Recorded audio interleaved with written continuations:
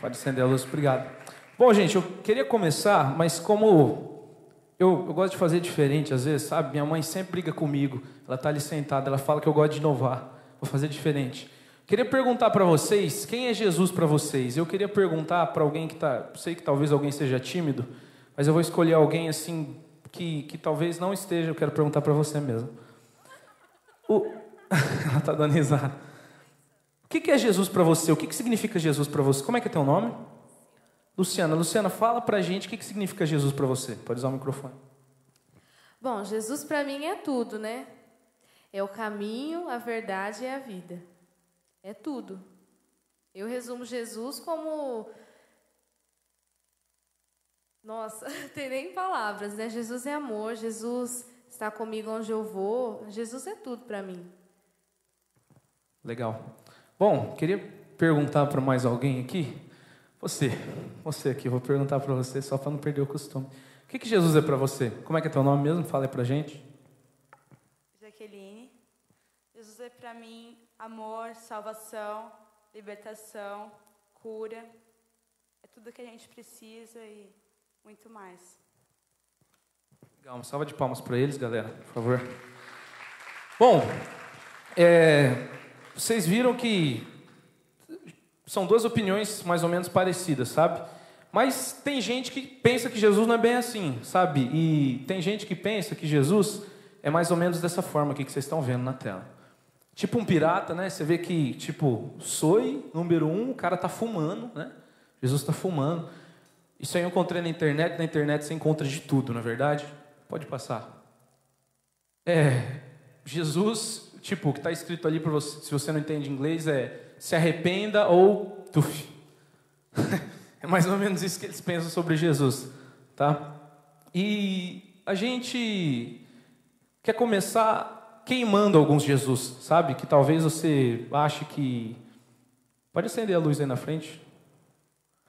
Que talvez você ache que existam, mas são Jesus de mentirinha. Então você tem que queimar esse tipo de Jesus. O primeiro Jesus que a gente tem que queimar é o Jesus que nunca existiu. Você está vendo um jogador ali, mas não tem ninguém dentro do jogador. Porque tem gente que muita gente diz isso, se você for para muita universidade aqui no Brasil, muita gente vai falar assim para você: Jesus nunca existiu. Jesus, na verdade, sei lá, foi uma história contada para não sei o quê. Mas será que Jesus nunca existiu de verdade? Será que Jesus é tudo história e ele nunca existiu mesmo? E para a gente saber disso, a gente tem que primeiro ter algumas noções, sabe? Sobre prova científica e prova judicial. Como é isso? Um dia um amigo meu virou para mim e falou assim: João, quero que você prove cientificamente que Jesus existiu. E é difícil, né? E aí eu fiquei pensando, provar cientificamente que Jesus existiu. Aí eu falei assim, cara, vamos fazer o seguinte então. Alguém pega para mim aqui, deixa eu ver alguma coisa que eu posso usar aqui para ilustrar isso aqui. Eu vou pegar isso aqui, que isso aqui não quebra, tá? Bom, se eu pegar essa mochila aqui e eu falar para você, olha, gravidade existe, você não acredita em mim? Sabe o que eu faço? Eu falo, olha, sabe por que gravidade existe? Porque se eu levanto essa mochila à altura X e solto ela de um momento X, olha o que acontece com ela. Ela cai. Provei cientificamente para você que existe gravidade. Só que provar cientificamente que alguém da história existiu é meio complicado. Não sei se você já tentou provar que Napoleão Bonaparte existiu tentando achar uma digital dele por aí. É meio complicado, eu acho. Então a gente tem que provar que Jesus existiu de uma outra forma. E a prova que a gente usa para dizer que Jesus realmente existiu é a prova judicial. E o que é a prova judicial? Prova judicial, não dá para ver muito bem, mas significa evidência e testemunho. Vocês estão vendo aquilo ali? Eu acho que vocês sabem o que é isso aqui, né? Uma Bíblia. Muita gente tem Bíblia.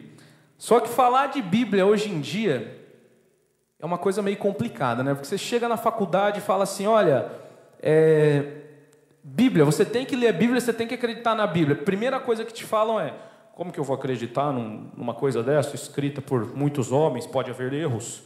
Né? Tem aqueles professores de faculdade, não sei se na tua faculdade é assim, que eles, não, como você pode acreditar na Bíblia? Você tem que assistir mais Discovery Channel, tem que parar de acreditar na Bíblia, isso é tudo besteira. Só que eu acho que eles estão um pouquinho enganados. Sabe por que eles estão um pouquinho enganados? Passa para mim, por favor. Existem 3 coisas que dizem para a gente por que se deve acreditar na Bíblia. E são 3 testezinhos básicos que a gente pode saber sobre um documento antigo. Qualquer documento antigo que você tiver, tem que passar nesses 3 testes. O primeiro teste é o teste bibliográfico. O que é o teste bibliográfico? A gente vai ver. O segundo teste é o teste interno. O que é o teste interno? A gente vai ver. E o terceiro teste é o teste externo. Bom, então vamos colocar a Bíblia nesses 3 testes. Primeiro teste, teste bibliográfico. Será que a Bíblia passa no teste bibliográfico? Tá ok, só deixa eu dar uma informação para você, mas não cai da cadeira não, tá? A Bíblia, somando todos os exemplares que existem da Bíblia, todas as cópias que a gente conhece até hoje, você tem mais ou menos 20 mil cópias, tá ok? Somando todos os exemplares e todas as cópias, todos os manuscritos antigos e por aí vai. E se você somar todos os manuscritos que você tem, quem passou aqui no terceiro colegial já deve ter lido Ilíada de Homero, um livro muito conhecido, você deve conhecer com certeza. E para tua grande surpresa, sabe quantas cópias e manuscritos existem do livro de Ilíada de Homero? 635. E sabe o que significa? No teste bibliográfico, um documento antigo que tenha mais cópias, quanto mais cópias você tem desse documento, mais fiel ele é. Por quê? Porque quanto mais você copia, ele vai ter que continuar igual e mais vai ter que ter fidelidade para aquilo. Então, se você tem um texto antigo que tem 2 cópias, você começa a duvidar da fidelidade dele. Porque 2 pessoas podem ter se combinado e mentido. Mas quando você tem um documento, como a Bíblia, que foi escrito teve mais de 1000 cópias em grego, mais de 2000 em latim, mais de 5000 em outra língua, mais de tanta mil, e chega a um número total de 20 mil cópias contra 635 de um dos livros mais famosos da antiguidade. Você dizer que a Bíblia não é um livro seguro, eu acho que você está mentindo e está se enganando. O segundo teste, e o mais importante teste, para a gente saber o que é verdade na Bíblia, é o teste interno. O que é o teste interno? Bom, como você sabe que um aluno seu, se você for professor, no caso, foi na sua faculdade? Você passa a lista de chamada, não é mesmo? Você passa lá, o aluno assina, tá ok. Só que o que acontece se perder essa lista? Como que eu vou poder comprovar que o aluno foi realmente na aula? Bom, eu vou comprovar da seguinte forma. Eu vou perguntar para os outros alunos que foram se o aluno fulano foi realmente na aula. Se disserem que sim, beleza, tenho testemunha para dizer que aluno fulano foi. Se disserem que não, ele não foi. E a Bíblia funciona mais ou menos assim, com o teste interno. Por quê? Porque a Bíblia é testemunho ocular de mais de, só para você ter uma ideia mais ou menos bem básica, 500 pessoas que viram Jesus Cristo depois que ele ressuscitou. De 2 uma. Ou todo mundo ficou louco, 500 pessoas ficaram loucas, todo mundo junto ficou louco, falou, bom, a gente viu Jesus, ou realmente eles viram Jesus. E por isso a Bíblia passa no teste interno. E um dado interessante para você, Lucas, que escreveu o Evangelho de Lucas, era um médico. E é meio complicado um médico escrever baboseira, sabe? Eu nunca vi nenhum mais ou menos assim. Paulo era membro de algo que na época seria mais ou menos o Senado daqueles dias. Ou seja, será que alguém com esse nível cultural teria mentido sobre alguma coisa? É meio complicado, sabe? E o terceiro teste que a Bíblia passa, que eu acho mais fantástico, é o teste de testemunhas que não faziam parte exclusiva da história da Bíblia, que é o teste externo. Existe um historiador que se chamava Flávio Joséfo, e esse cara, ele tinha sido general, ele já foi um monte de coisa, era músico, era escritor, era poeta, o cara era fera. E Flávio Joséfo, ele escreve, eu peguei um pedaço de um texto dele, de um livro que Flávio Joséfo escreveu, Antiguidades Judaicas, ele diz assim, presta atenção no que Flávio Joséfo, um historiador judeu, que não tinha nada a ver com a Bíblia, que nunca tinha conversado com Jesus, que não era discípulo, que não era apóstolo, que não era nada, o cara escreveu. Dá uma olhada. Por esse tempo apareceu Jesus, um homem sábio que praticou boas obras e cujas virtudes eram reconhecidas. Muitos judeus e pessoas de outras nações tornaram-se seus discípulos. Pilatos o condenou a ser crucificado e morto. Porém, aqueles que se tornaram seus discípulos pregaram sua doutrina. Eles afirmaram que Jesus apareceu a eles 3 dias após a sua crucificação e que está vivo. E detalhe, repara nisso. Talvez ele fosse o Messias previsto pelos maravilhosos prognósticos dos profetas. Está lá, se você duvidar, desce aqui é uma biblioteca, pega esse livro dele e lê. Josefo, Antiguidades Judaicas. E Josefo não tinha nada a ver com a paçoca, sabe? Josefo, na verdade, estava longe disso. Longe de Jesus, longe de igreja, longe de tudo que você imaginar, assim. E ele escreveu isso. Isso é uma prova muito contundente para a gente acreditar na Bíblia.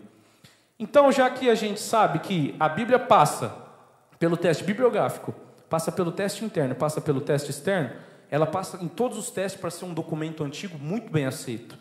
E se o que está na Bíblia é verdade, é sinal que o que a Bíblia diz também é verdade. Você não concorda comigo? Por isso, se o que a Bíblia diz é verdade, o que a Bíblia diz sobre Jesus é verdade. Então, o Jesus que dizem para você, talvez na tua faculdade, aquele teu professor chato que acha que sabe muito só porque fez um PhD em alguma coisa, vira para você e fala, a Bíblia nunca existiu. Joga esses 3 tópicos na cara dele, que ele vai ter que reconhecer que a Bíblia realmente existiu, que Jesus existiu, que o que está na Bíblia é verdade. Tá ok? Mas vamos para frente. E existe um outro Jesus que a gente tem que queimar, sabe? Vocês conhecem aquela figura ali e aquele nome que está escrito ali? Acho que vocês conhecem, né? O Código da Vinci. Eu acho que muita gente já leu esse livro, o Código da Vinci. E por que eu coloquei esse livro, o Código da Vinci? Porque Código da Vinci é uma historinha. Bom, você já ouviu falar dos 3 porquinhos? Eu vou contar essa história para vocês. Havia Pedrinho, Luizinho e Huguinho. Pedrinho, Luizinho e Huguinho eram porquinhos. O que aconteceu? Os 3 precisavam construir uma casa. E tinha um lobo mau muito, muito bravo. O lobo mau, que era muito, muito bravo, não gostava que Pedrinho, Huguinho e Luizinho fizessem casa. E toda vez que Pedrinho, Huguinho e Luizinho faziam casa, o lobo mau assoprava e derrubava a casa. E aí o que aconteceu? Um dos 3 porquinhos falou, bom, já que ele derruba todas as casas, o que eu vou fazer? Vou fazer uma casa de tijolo. Ele não vai derrubar minha casa de tijolo. Aí tá ok, ele fez uma casa de tijolo. Quando o lobo foi assoprar e foi derrubar a casa, o que aconteceu? O lobo não conseguiu. E o lobo foi entrar pela chaminé, e o lobo falou assim, bom, eu vou entrar pela chaminé e vou matar eles dentro da casa, eu vou pegar eles. O que aconteceu com o lobo? O lobo caiu na lareira, queimou o bumbum e foi embora. É uma historinha, não é uma historinha? Eu já dormi com essa historinha muitas vezes na minha vida. Graças a Deus, parei, agora já durmo bem. Mas isso aqui é uma historinha também, Código da Vinci. Sabe por que isso aqui é uma historinha? Deixa eu contar a historinha disso aqui para você. É mais ou menos assim. Existia um homem chamado Jesus, tá? Você conhece esse cara, né? A gente está falando dele. E esse Jesus, um dia viu uma prostituta chamada Maria Madalena. E aí esse Jesus se apaixonou pela Maria Madalena. Imagina Jesus naquela época se apaixonando por Maria Madalena, devia ser uma coisa mais ou menos assim. Maria... Não era MSN naquela época, né? Acho que devia ser alguma outra coisa, telefone sem fio. Maria, passa aí para mim o sinal de fumaça que você manda, porque não era MSN, né? Devia ser alguma coisa assim. E Jesus paquerou Maria Madalena e Jesus teve um filho com Maria Madalena. É o que diz essa historinha. Aí Maria Madalena engravidou e teve uma filhinha que chamava Sara. E como a igreja estava crescendo e ninguém ia aceitar que Jesus tivesse tido um filho, o que a Maria Madalena fez? Pegou a Sarinha e foi para a França. Quando ela chegou na França, ela falou, bom, agora eu vou ficar aqui porque ninguém vai me encher mais. E a filhinha dela cresceu, Sara, e todos os outros filhos começaram a nascer. O filho da Sara, aí teve neto, a Sara, teve bisavó, teve um monte de coisa, Sara. E o que aconteceu? A Sara deu origem a uma dinastia na França, chamada dinastia Merovingia. E os merovingios, que realmente foram descendentes de Sara, segundo essa história, eram também descendentes de quem? De Jesus, que teve um casinho com Maria Madalena, só que falou assim, bom, vou ficar debaixo do pano, porque não pode revelar, né? Legal. Por que a gente tem que queimar essa história? Porque ela é mais uma historinha. Se você quer que Deus te dê a unção financeira, the end time financial anointing, a unção financeira dos últimos dias, I want you to pick up that phone. eu quero que você pegue esse telefone. And I want you to make a commitment. E eu quero que você faça um compromisso. For 900 reals. Para Ofertinha você pegar pequena, né? R$900. You say, Brother Shulo, I have never ever done anything like that in my life. E você diz, irmão Cerula, eu nunca fiz isso na minha vida. Especialmente Not on television. para um programa de televisão. But I tell you, Mas eu te digo, when you sow what God is asking us to do today, quando você semear o que Deus está nos pedindo para fazer hoje, you will receive from God você vai receber da parte de Deus something you have never received before. algo que você nunca recebeu antes. What a financial anointing. Uma unção financeira. Today, Pode estender para mim.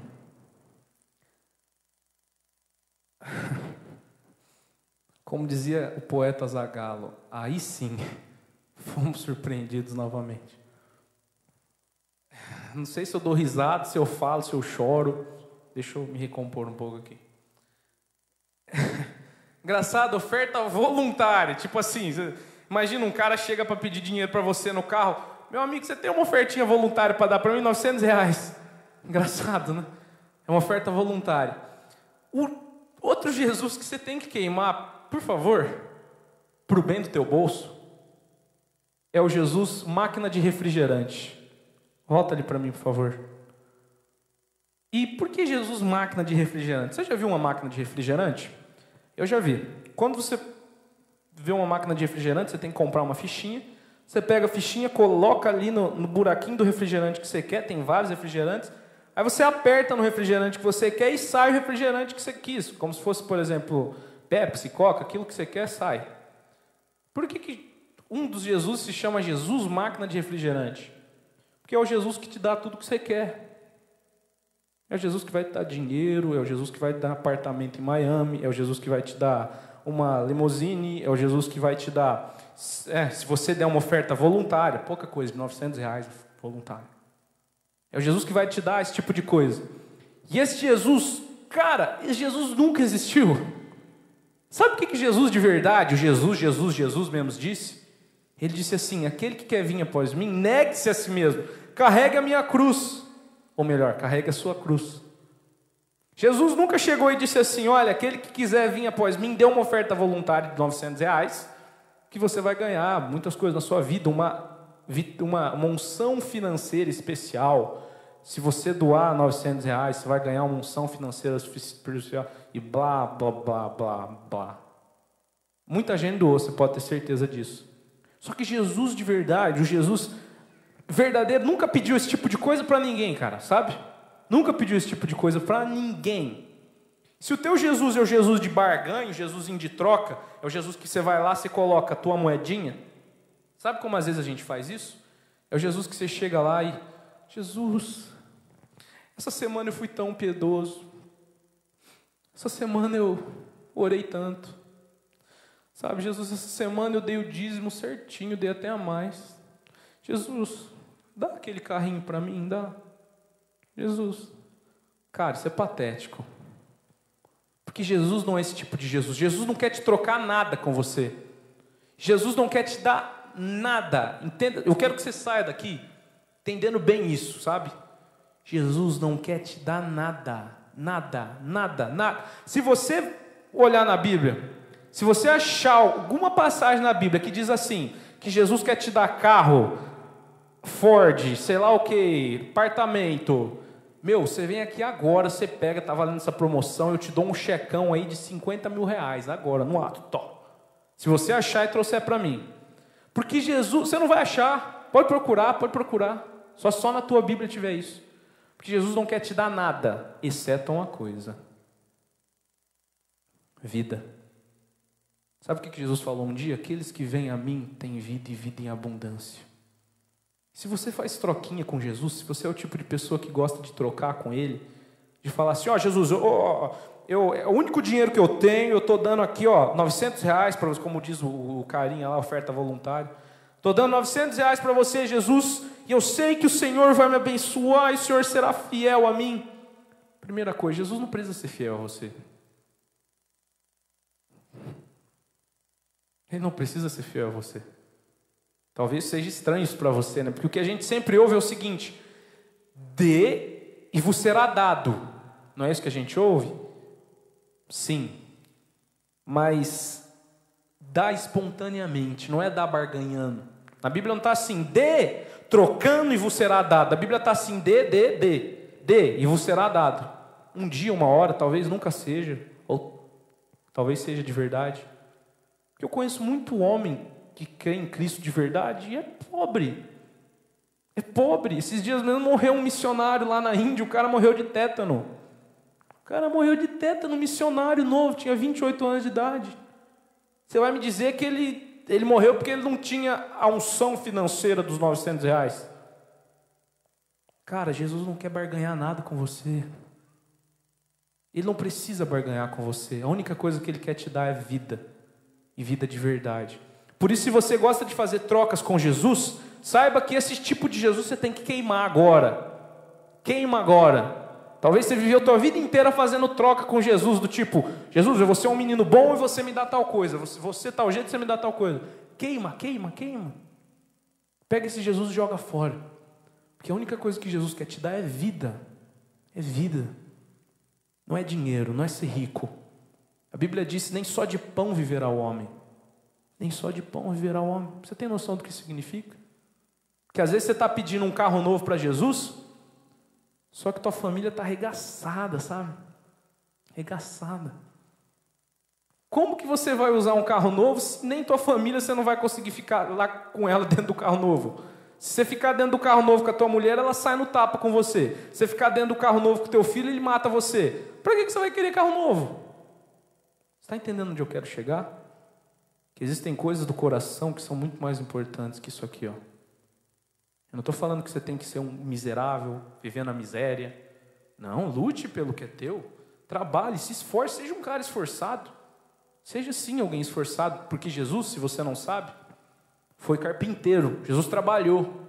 Tem muita gente que acha que Jesus era um Deus, né? O cara ficava meditando o dia inteiro. Jesus. Cara, Jesus não foi assim. Jesus trabalhou, Jesus ralou e ajudava o pai dele. Por isso, se você acha que Jesus tem algo para te dar que não seja a vida, queima esse Jesus. O último Jesus que eu quero falar, eu achei um vídeo na internet muito interessante, eu quero mostrar para vocês, é do Tim Maia. E o Tim Maia dando um depoimento sobre uma religião que ele tinha aderido. Vocês vão ver o que aconteceu com o Tim Maia.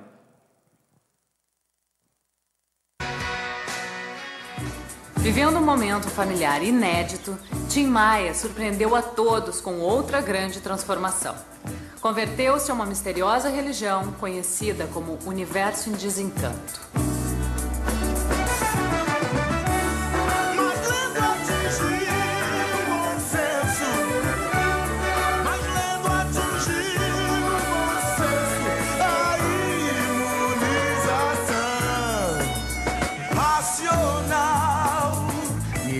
Investiu muito, né? Ele largou tudo pela essa seita. Ele não estava se drogando, ele não estava sofrendo, ele estava animado, ele estava acreditando que ele ia na janelinha do disco voador lá para o planeta de origem. Ele ficou careta, né? Caretaço, né? Chato, porque, pô, ninguém podia ir na casa dele com roupa que não fosse branca. E lá na fase racional falaram que brinquedo era coisa do diabo. Ele jogou todos os meus brinquedos fora, cara. Eu fiquei sem nada, assim. Ele deu tudo. Pegou os móveis da casa dele, o fogão, geladeira, até isso, tudo isso. Ele deu tudo. Ele comprou um livro dessa grossura. Ele comprou para todos os irmãos.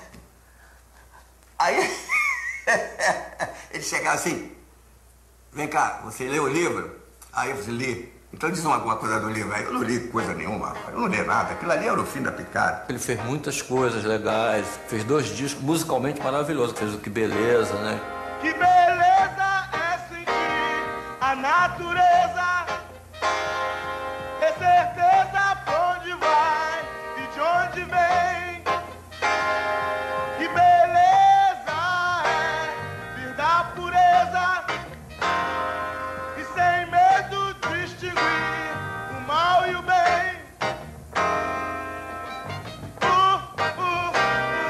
Que beleza. Eu acho que foi uma época incrível dele. Ele não teve, digamos assim, o mínimo pudor, ao mesmo tempo de entrar na cultura racional, nem de sair da cultura racional. Ele descobriu que o tal pastor estava comprando muitos terrenos na Barra da Tijuca às custas do nome dele. Esse negócio todinho de UFO, essas religiões, essas seitas, esse negócio todo, é tudo fundo de grana, comércio. Quando terminar o dinheiro, quando voltar o sistema de troca, porque aí não vai ter esse lance de, vamos dizer assim, essas ambições todas, aí vai ficar tudo certo e vai voltar à normalidade, os seres vão se respeitar e tudo mais. Tenho dito, estamos aqui, um som para vocês, muito amor, macrobiótica e música e muito exercício físico moderado. Tchau, um abraço, até mais. Aí ele parou com o Universo em Desencanto. Eu acho que qualquer experiência religiosa é prejudicial ao ser humano. Agora, qualquer experiência de extravaso é benéfico ao ser humano. Eu acho que qualquer experiência religiosa é prejudicial ao ser humano. Bom, engraçado que o Tim Maia, ele tinha entrado, você viu que ele aderiu a essa coisa do universo racional aí. Ele aderiu mesmo ao universo racional, tanto que ele fez tudo aquilo que os amigos dele falam. E no final o Tim Maia saiu frustradaço do universo racional. Por quê? Porque o pastor lá roubou, estava comprando terreno e era tudo balela. Ia pegar voo na cauda de cometa. Coisa estranha, né? E você tem que queimar o seu Jesus religioso. Talvez eu dizendo isso você fale, poxa, o que ele está falando? Queimar meu Jesus religioso? Porque eu tenho minha religião. O que ele está falando? Eu tenho algumas perguntas que eu gostaria de fazer para algumas religiões do mundo. E eu gostaria de fazer, sabe? Porque eu fico pensando nesse tipo de coisa. Né? Eu gostaria de fazer assim, uma pergunta. Primeira pergunta, eu gostaria de fazer essa pergunta para o Papa. É um direito meu perguntar, tá? A gente vive num mundo hoje que você pode perguntar e pode questionar. Por que quando o Papa vai para algum lugar, ele tem que ir num Papa móvel se ele, na verdade, é o escolhido de Deus para ficar na Terra? Ele não podia pedir para um monte de anjo proteger ele? Eu queria fazer essa pergunta para ele. Por que ele não pega os 20 bilhões de reais, 20 trilhões de dólares que existem no Vaticano, só em igreja que está quase caindo ao chão, e doa para a África, por exemplo, para sarar a fome de todo mundo, se ele diz que, na verdade, a gente tem que fazer o bem?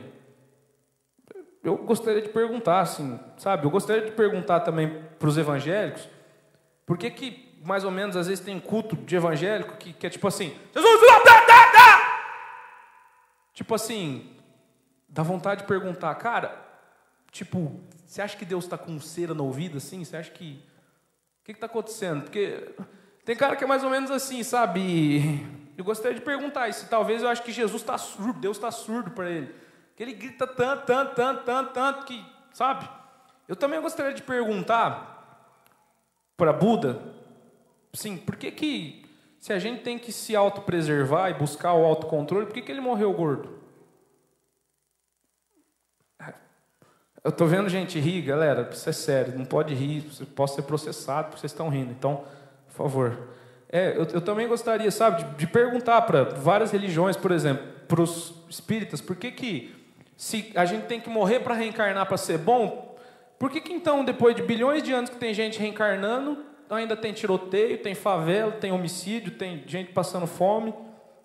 Talvez as pessoas que estão reencarnando estão indo para outro planeta, né? Talvez seja isso. Sabe onde eu quero chegar? Você já reparou que religião é uma coisa meio cega? Você pode não estar concordando com isso que eu estou falando, mas vamos pensar junto. O que é religião? Qual é a definição principal de religião? Eu te dou a definição principal de religião. Religião é qualquer tentativa do homem de se chegar a Deus. Tá. Essa é a definição de religião. Tentativa do homem de se aproximar a Deus. Só que sabe o que é engraçado? Que a Bíblia toda, eu leio, já li, eu gosto de ler a Bíblia. A Bíblia toda é a tentativa de um Deus de se chegar ao homem. E não o contrário.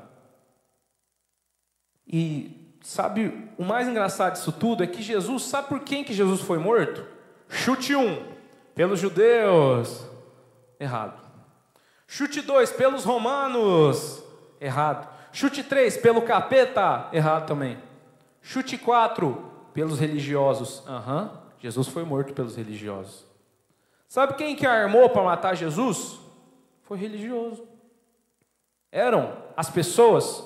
Naquela época existia um grupo que se chamava fariseus. Eu quero dizer para você o que são os fariseus. Eles andavam assim, eles tinham uma roupona larga, assim, eles andavam assim com uma autoridade, assim, ó. Andava com, sabe o que eles falavam assim? Tu és pecador. Você, pobre coitado, é pecador. Eu sou bom, eu sou puro. Eu sou melhor que você. Era isso que o fariseu fazia, sabe? E todo lugar que o fariseu ia, ele apontava um defeito de alguém. Você é uma prostituta. Eu sou melhor que você. Você, palmeirense, eu sou muito melhor que você. Ele apontava um defeito de todo mundo, sabe?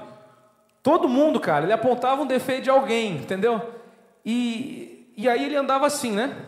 Até que um dia ele chegou para Jesus, e Jesus tinha feito um milagre, ali.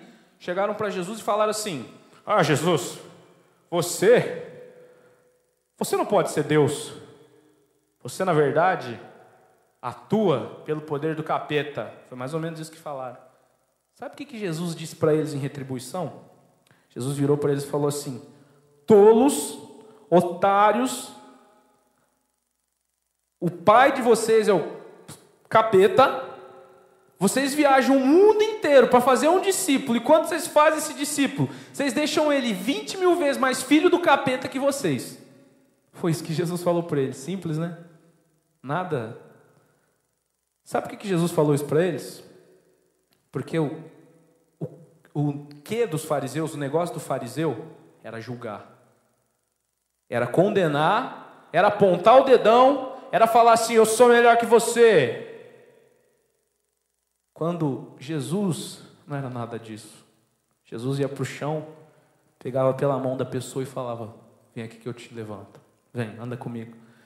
Sabe o que eles faziam? Eles gostavam, Jesus diz isso, que eles gostavam de colocar julgo nas costas das pessoas, julgos religiosos. Sabe o que é julgo? Julgo é aquela canga que o boi usa para ir junto com outro boi.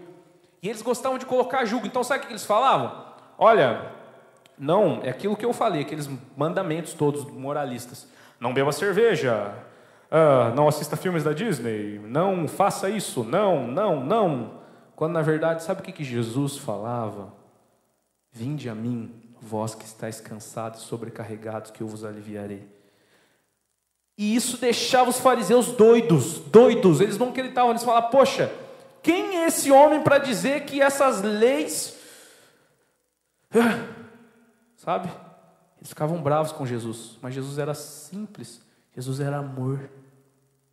Jesus não ligava se tivesse matado, se tivesse roubado. Se você tão somente tivesse arrependido, tivesse amor por Jesus no teu coração, bastava. E era amor que Jesus buscava, e não estopa. E eu te digo por que religião faz mal para a sociedade, como disse o Tim Maia. Não sei se você já leu, existe um livro de um biólogo, um cara muito inteligente, muito estudado, se chama Richard Dawkins. Ele escreveu o livro Deus, um Delírio. Depois de ele ter escrito esse livro, ele escreveu um outro livro também, falando sobre os males da religião no planeta. Talvez você que seja religioso, você pega aquele livro e, nossa, isso é do capeta. Só que sabe uma coisa verdadeira que ele fala ali naquele livro? E ó que ele nem conhece Jesus. Ele fala assim, que a religião, ela cega a pessoa de certas verdades.